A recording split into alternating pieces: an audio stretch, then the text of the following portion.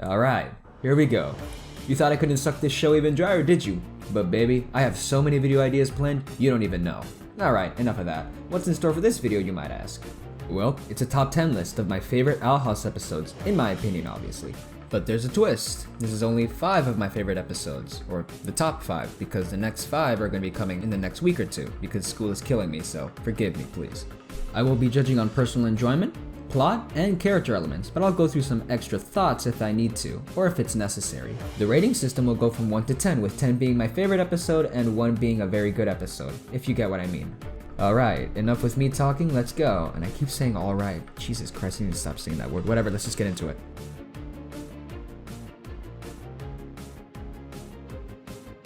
The first episode on this list will be The Intruder. Now, I know this might get me some flack because the fandom really likes this episode, and I can see why. It's one of the first episodes where it heavily focused on character and plot, with Ida's curse getting revealed. But it wasn't just lore that people were interested in. People really liked the color palette of this episode. People really liked the ambience of this episode. And I did too. The subdued color palette and the lack of music in this episode really makes it stand out as a more horror episode, as in the show is a horror comedy. But why is this number 1? Well, here are my problems. This episode pretty much came out of nowhere. If I'm not wrong, it just happened with no warnings, no subtlety, and hell. I would have liked a little bit of build-up, but instead we were given this tonal whiplash, which I'm not a big fan of. But that's really only a minor complaint because everything else about this episode was pretty genius.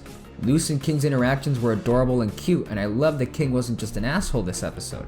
I love the bits of lore with Ida and the curse. I thought that was handled pretty well. Even though it felt a bit rushed sometimes, it still felt like a big step forward for the show and made me want more. And also, Luce learning the light glyph was super important, and I actually really liked how it was introduced, and the little animation segment, her in the dark and her holding up the light, was really beautiful actually. This episode overall was pretty incredible. I loved it a lot, and it was one of the first episodes of the Owl House where I was actually, surprised. So I really liked it.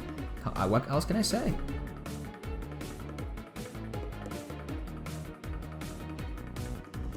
My number 2 pick is Lost in Language. This episode overall was a fun little romp, and it didn't really contribute to the lore that much, but it gave us many great signs to come, if you know what I mean. But in all seriousness, this episode gave us a lot more insight into Amity as we got a new perspective on her. She is revealed to be a lot more caring and a lot more insecure of herself and her abilities as a witch. But I feel like I'm ignoring another big aspect of this episode, and that is the friendship between Luce and Amity, in my opinion, officially starting. It was also nice to see Luce being in the wrong and actually being portrayed as kind of a bully, because in this episode, she kind of was. She intruded in Amity's personal space, and she generally was being a nuisance. It's nice to see your MCs being called out if they're doing something wrong, because the MC isn't above everyone else, if you know what I mean.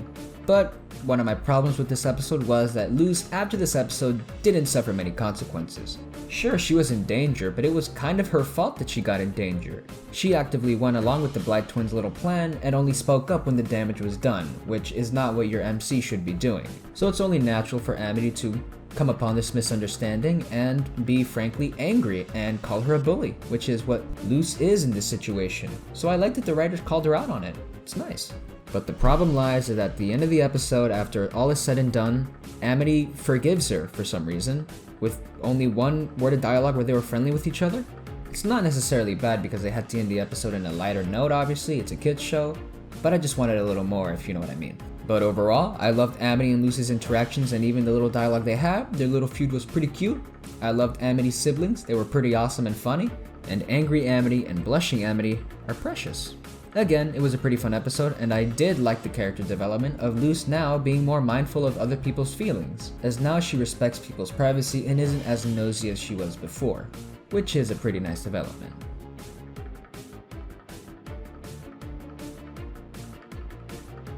Now for my number 3 pick, it's Witches Before Wizards. Now I'm gonna say, boys, and I'm ready to get killed, but the first episode of this show wasn't very good.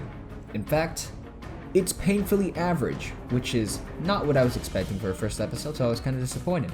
But the second episode, this episode, oh boy, it knocked my socks off. This episode is great. I really like the fact that this episode had the balls to do something that other shows didn't commonly do, and that is give our characters a reality check, like a big slap in the face. You know, like waking up in the morning from a good dream, that kind of thing. But it wasn't just the characters that got a reality check, but the audience as well, as we were still under the impression from the first episode that we were just in another fantasy world, but it was just a bit weirder. So, expectations immediately were shattered, which I really liked. I loved the fact that the whole Destiny plot was treated as a joke, and basically got destroyed in front of Luce's eyes, which is cathartic justice in my opinion. But here's my main complaint, and that is that the tone doesn't match the theme at all. And this is one of the least funny episodes in the season. Like, it is really unfunny. Like, there's a couple of jokes in there that get a chuckle, but most of them are just eh. And some are just plain bad. Another problem that I had was that the conflict at the end was solved way too easily. You would expect a bit more struggle from Luce, as she is still new to the Boiling Isles. But overall, this episode is an A+ in my book, like every other episode on this list, but hey, I really like this one. I love that Luce's obliviousness gets shattered by the end of the episode. I really like what it does to the world and how it kind of sets us in. And just in general, it was a good episode. It's not super plot heavy, it's not even that funny, but I personally have an attachment to this episode, so that's why it's on this list.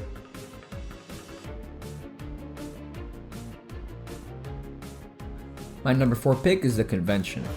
Now I'm gonna throw it out there, I really like the balance in this episode. If you don't know what I mean, let me explain. So Amity and Luce have their little feud, and also Lilith and Ida have a little feud as well.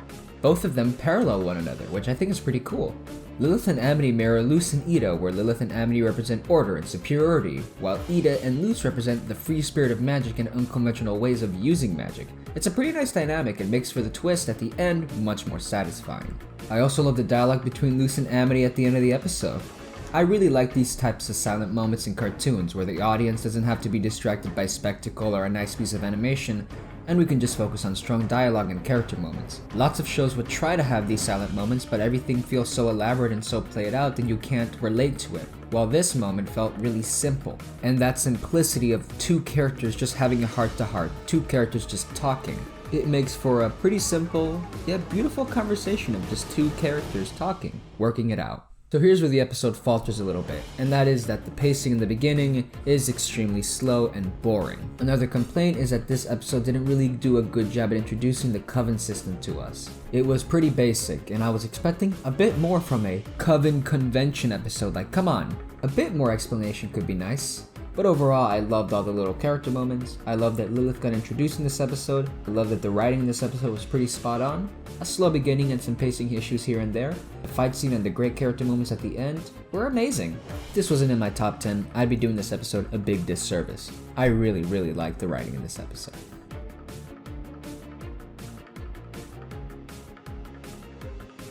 My number 5 pick is Something Ventured, Someone Framed. This one's going to be rather short because this episode, in the grand scheme of things, is pure filler. But damn, if it isn't one of the funniest episodes, like holy shit, this episode was funny. I enjoyed how off the wall and how fun it was. It was pure enjoyment. But it wasn't just that. It's also nice to see character development from Ida, as she is really good in this episode. She is a mom. Ida has turned into Luce's mom, and it is adorable. What do I mean by this? Is that she actually does want Luce to learn magic. It's nice to see Ida turn from a cold, sort of scoundrel character to a very loving mother figure for Luce, which is pretty cute. So what are the downsides? It is, well, a filler episode, so it doesn't really contribute to the plot that much. The only thing that was plot related to this episode that actually happened was Luce finally getting accepted into Hexside and now starting to properly learn magic. But that really isn't the only problem. The pacing in this episode is super messy. This episode is very unorganized, which could be a turnoff for some people. But to me, I ignored that and really just enjoyed the fun little romp that they had in this episode. So overall, it's fun. One of the funnier episodes as well. It's nice, it feels short, and doesn't contribute to the plot, and that's okay with me. Not every episode needs to be lore heavy.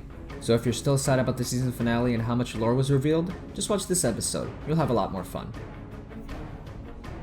I hope you enjoyed my choices for this part of the list. I know I critique the episodes a lot and it might seem like I hate the episodes that I chose, but that's completely wrong. I tend to critique the things that I love a lot because I feel like they can be better.